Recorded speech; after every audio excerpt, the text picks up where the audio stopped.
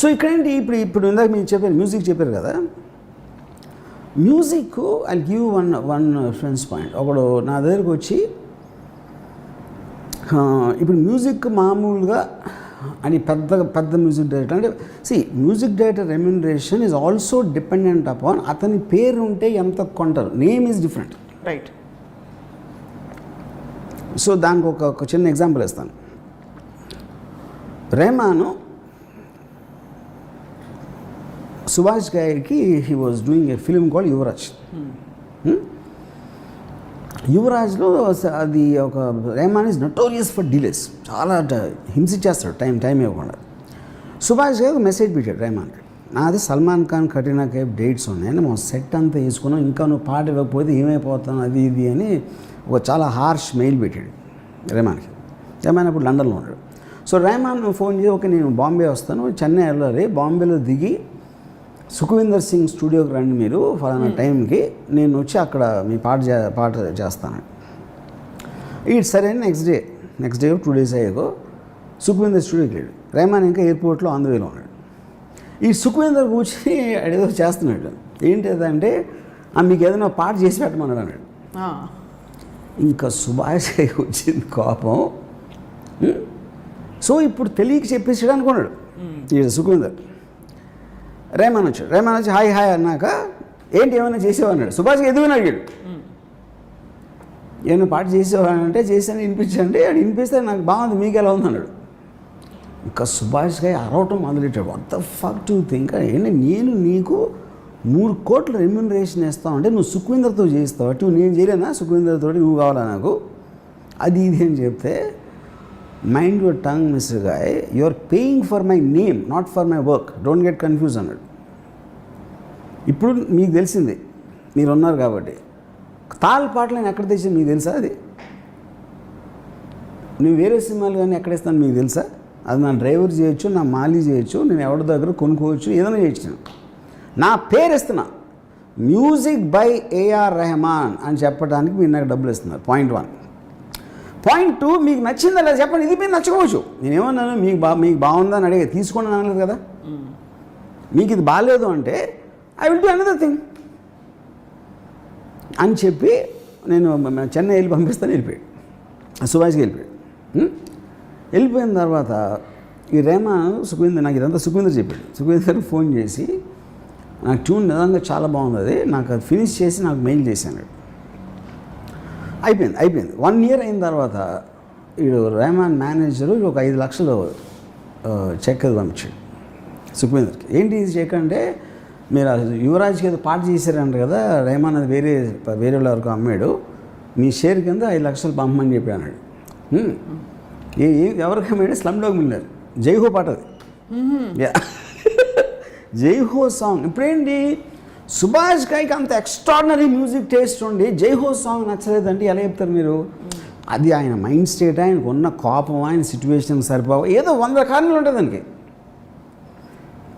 Okay, so ఇప్పుడు ఒక logic ఏంటి, మ్యూజిక్ డైరెక్టర్కి ఎంత ఇవ్వాలి అంటే, మీరు వాడి పేరు వాడితే ఆడియో కంపెనీ ఎంత ఇస్తుంది, వాడికి ఫ్యాన్ ఫాలోయింగ్ ఉందా, వాడి పేరు ఉంటే ఎంతమంది యూట్యూబ్ వ్యూస్ వస్తాయా, ఇదొక కేసు. రెండోది అసలు పాట అంత నచ్చింది జనాలకంటే అన్నోన్ పర్సన్ పాట నచ్చేస్తుంది ఒకటి. అంతమంది ఇప్పుడు coverage music director first time చేసాడు అది, and he sold more than Rahman. అది పాయింట్ కదా. 3వ పాయింట్ ఏంటి, అసలు యాక్చువల్గా ఎంత కాస్ట్ అవుతుంది సాంగ్కి. దానికి ఒక ఎగ్జాంపుల్ చెప్తాను. నా దగ్గర వాడు వచ్చి ఒక పాట వినిపించాడు, అది ఒక ఆర్కెస్ట్రేషన్ ఎక్స్ట్రాడినరీగా ఉంది. అసలు నేను అలాంటిది ఏం లేదు ఇప్పుడు, అంటే అకాస్టిక్ సౌండ్స్ కానీ ట్రంబోన్స్ చాలా డిఫరెంట్ ఇది ఉంది. సో నేను ఇప్పుడు కీబోర్డ్ ట్రాక్ అంటే ఇప్పుడు చాలా రోజుల వరకు అసలు acoustic sounds, original flute, original strings లేకపోతే ఫీల్ ఉండదు అని చెప్పేవారు. ఒక స్టేజ్లో ఏమైందంటే ఇది ఇచ్చే సౌండ్ వాళ్ళు ఇవ్వలేకపోతున్నారు మోస్ట్లీ. అప్పుడు చచ్చినట్టు ఆయన తీశారు. ఇప్పుడు ఎప్పుడైతే ఈడు నాకు వినిపించాడో, నేను ఎవరు చేశారు దీని ట్రాక్ అన్న, రాయల్ ఫిలార్మోనిక్ ఆర్కెస్ట్రా అన్నాడు. అది most expensive band in the world. అది జేమ్స్ కెమెరాన్, స్పీల్బర్గ్ అంత పెద్ద రేంజ్ సినిమాలు చేస్తాడు. సో నేను కానీ అలాగే ఉంది, ఏంటంటే అలా ఉంది. ఆ ట్రీట్మెంట్ అది ప్లేయింగ్ అంతా అలా ఉంది అది. ఏంటి వాట్ యూ మీన్ అంటే ఇప్పుడు మొత్తం ఈ సరిగం 10 నోట్స్ ఉంటాయి కదా, ఈ నోట్స్ని వేరియస్ కాంబినేషన్స్లో వాళ్ళు చెల్లోస్, స్ట్రింగ్స్, ఫ్లూటు, బ్యాండ్, ఏదో రకరకాల ఇన్స్ట్రుమెంట్స్ కాంబినేషన్ ఆ నోట్స్ వాయిచి they gave it as a kind of a gift to some Trinity College of Music, ఏదో సమ్ మ్యూజిక్ దట్. వాళ్ళకి స్టూడెంట్స్కి వినిపించడానికి ఫలానా ఆర్కెస్ట్రా వాళ్ళు ఈ నోట్ ఇలా చేశారు అది దానికి. ఈడేం చేశాడంటే దాన్ని హ్యాక్ చేసి ఆయన తెచ్చుకున్నాడు. ఓకే, ఇది వీడి ట్యూన్ పెట్టాడు అది. అప్పుడు ట్యూన్ వీడు కంపోజ్ చేసి వాళ్ళు ప్లే చేశారు. యాక్చువల్గా వాళ్ళే ప్లే చేశారు. వీడి కోసం ప్లే చేయకపోయినా వాళ్ళు ప్లే చేసింది వీడు అమర్చాడు. దాని తర్వాత ఏం చేశాడు, ఈ రిథమ్స్ అయితే 100,000 దొరుకుతాయి, దీనికి తగ్గ అది పట్టుకున్నాడు. ఎవడో ఫ్రెండ్ లిరిక్ రాశాడు.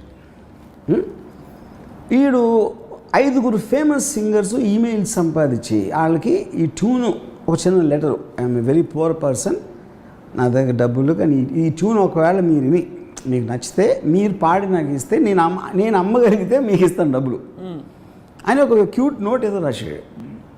ఈ cent it to more than 20-30 singers. My God. దాంట్లో 2-3 రియాక్ట్ అయ్యారు ఆ 30 మందిలో.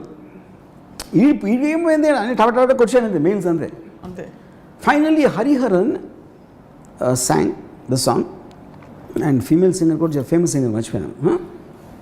ఆడేంటి ఇన్స్ట్రుమెంట్ ముట్టుకోకుండా ఫుల్ పాట తయారు చేసాడు. స్టూడియో లేదు, ఇన్స్ట్రుమెంట్ లేదు, వాడు ప్లే చేయలే ఏది అసలు. అంటే టెక్నాలజీ అక్కడ ఉందంటున్నాను నేను. అవును, that is what I'm saying. కానీ మనం అది యూజ్ చేసుకోకుండా మంచి 20 మంది అంటే మనకి విజువల్ అది బాగుంటుంది. ఇప్పుడు మీరు శివమణి అన్నాడు అనుకోండి, శివమణి ఆడి విజువల్ అంతే, ఆ డ్రమ్స్ ఏం కూడా ఎవరికి తెలీదు. మీరు శివమణి విజువల్ తీసేసి మీరు ఉట్టి సాంగ్ అంటే అన్ని డ్రమ్స్లాగా ఉంటుంది, ఏమి డిఫరెన్స్ ఉండదు. కానీ ఆడు విజువల్గా సేమ్ టంకటగాలని అన్నీ కొడితే అది అమ్మ వీళ్ళంటి డ్రమ్మర్ అసలు లేడు అనుకుంటాం మనం.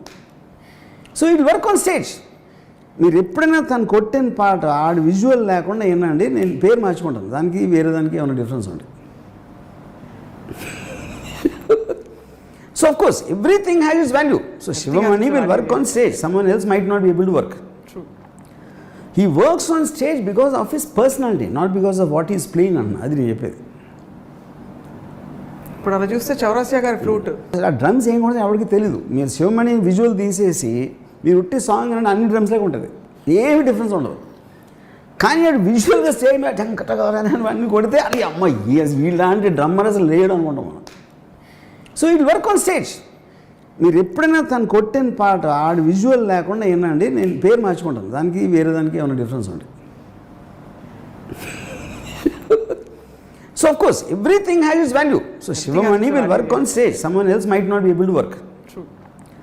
He works on stage because of his personality, not because of what he is playing on. అది నేను చెప్పేది. ఇప్పుడు అలా చూస్తే చౌరాసియా గారి ఫ్లూట్